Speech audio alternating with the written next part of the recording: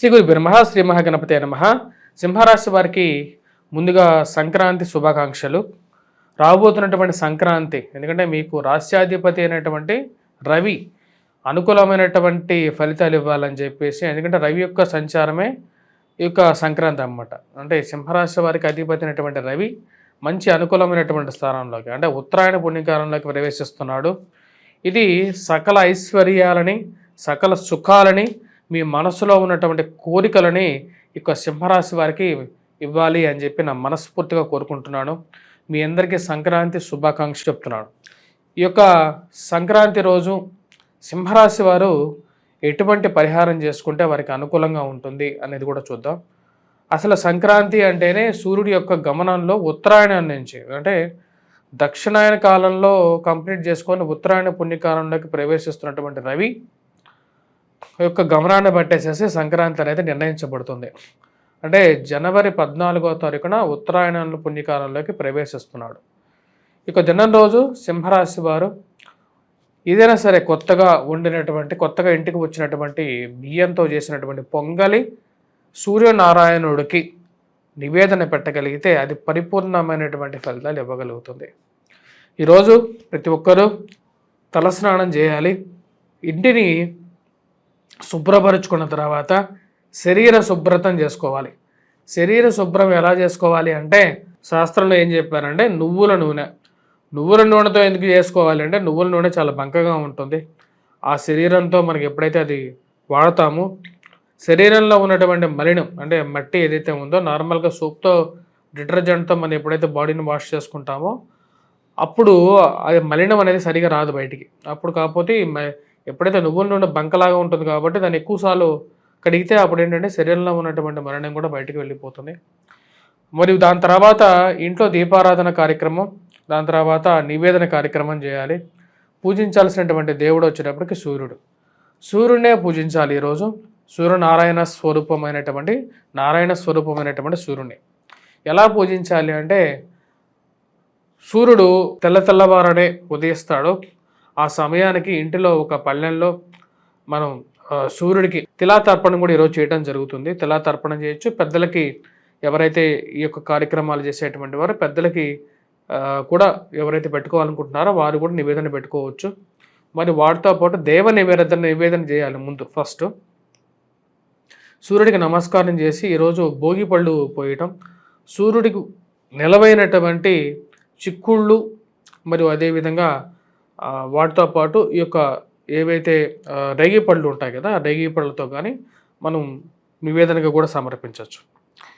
ఈరోజు ఎర్రటి పూలతో సూర్యనారాయణ స్వరూపమైనటువంటి నారాయణుని పూజించినట్లయితే అత్యధికమైనటువంటి ఫలితాలు పొందడం అనేది జరుగుతుంది. వాటితో పాటు కుంకుమతో పసుపుతో పూజించాలి. వాటితో పాటు దీపారాధన చేసే విధంలో సూర్యుడు నిలవైనటువంటి అత్యంతమైనటువంటి శ్రేష్టమైనటువంటి ఆవు నెయ్యితో దీపారాధన చేయటం అనేది అత్యధికమైనటువంటి ఫలితం.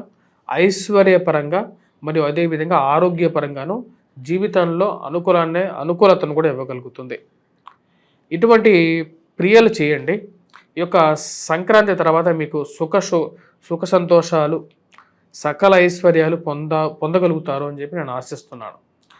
ఇక సింహరాశి వారికి ఈ యొక్క దినం రోజు ఎలా ఉండబోతుంది అనేది చూద్దాం. ఈ యొక్క రాబోతున్నటువంటి నెల, అంటే ఈ యొక్క జనవరి నెల ఎలా ఉండబోతుంది అనేది చూద్దాం. జనవరి నెలలో ఈ రాశి వారికి అనుకూలమైనటువంటి ఫలితాలు గోచరిస్తూ ఉన్నాయి. వృత్తిపరంగా, వ్యాపారపరంగా కూడా వీళ్ళ టైం అనేది సంక్రాంతి తర్వాత అనుకూలమైనటువంటి ఫలితాలు పొందగలుగుతారు. వృత్తి వ్యాపార రీత్యా మొదటి 14 రోజులు ఈ రాశి వారికి కొంచెం మిశ్రమంగా ఉంటుంది. ఎందుకంటే మొదటి 14వ తారీఖు తర్వాతే వచ్చేటప్పటికి రవి యొక్క మార్పు అనేది ఉంది. అత్యంత అనుకూలమైనటువంటి స్థితిలోకి రవి యొక్క మార్పు జరుగుతున్నది. ఉత్తరాయణ పుణ్యకాలంలోకి, అంటే మకరంలోకి మారుతున్నాడు. మకరంలోకి మారినప్పటి నుంచి ఈ రాశి వారికి ఫైనాన్షియల్ రొటేషన్ అనేది అనుకూలంగా ఉంటుంది. రావలసినటువంటి డబ్బులు అనుకూలత అనేది పొందగలుగుతారు. 22వ తారీఖున కుజుడు యొక్క మార్పు లాభస్థానంలోకి జరుగుతున్నది. అంటే ఈ రాశి వారికి 14వ తారీఖు నుండి సరైనటువంటి సమయం, ఉద్యోగపరంగా, వ్యాపారపరంగా అనుకూలమైనటువంటి సమయం పొందగలుగుతారు. అనుకున్నటువంటి ఫలితాలు ఏవైతే ఉన్నాయో, రావాల్సినటువంటి డబ్బు విషయంలో కానీ, జరగాలి, మారాలి ఉద్యోగంలో మార్పు చేర్పుల గురించి ప్రయత్నాలు చేస్తున్నటువంటి వారికి కూడా సరైనటువంటి సమయంగా గోచరిస్తుంది.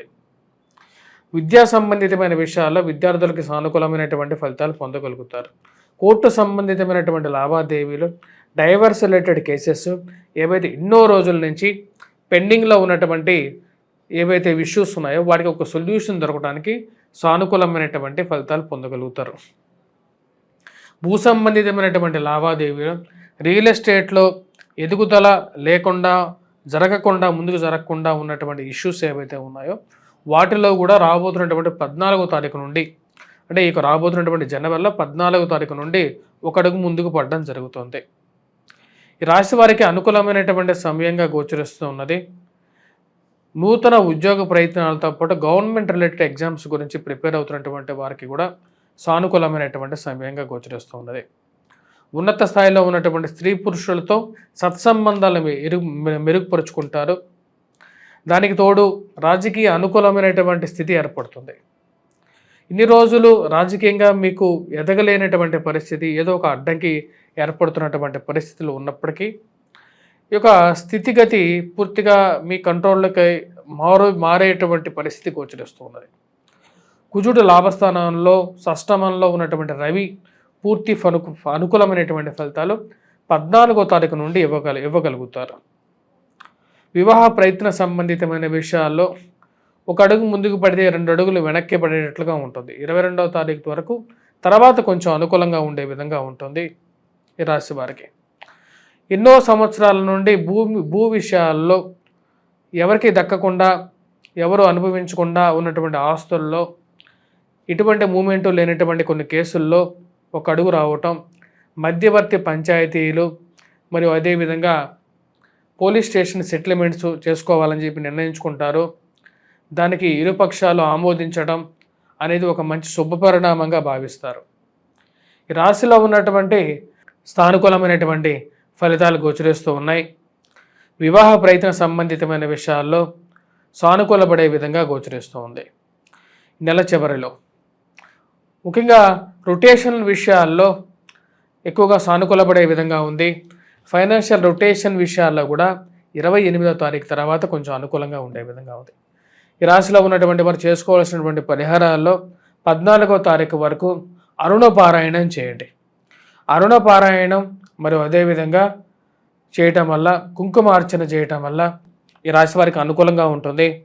అరుణ పారాయణం సూర్య భగవానుని పూజించడం ద్వారానే ఎవరైనా సరే ప్రొఫెషనల్గా ఎదగాలి, కెరియర్లో ముందుకు రావాలి, జీవితంలో పైకి వెళ్ళాలి అనుకునేటువంటి వారు అరుణ పారాయణం చేయండి.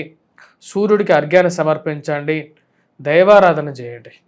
వాటితో పాటు 22వ తారీఖు వరకు కూడా కుజగ్రహ ఆరాధన చేసుకోవాలి. ఈ రాశివారు వైవాహిక జీవితంలో అనుకూలత పెంపొందించుకోవడం కోసం సప్తమంలో ఉన్నటువంటి శని అంత అనుకూలమైనటువంటి ఫలితాలు ఇవ్వట్లేదు.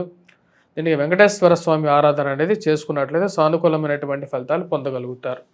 స్వస్తి.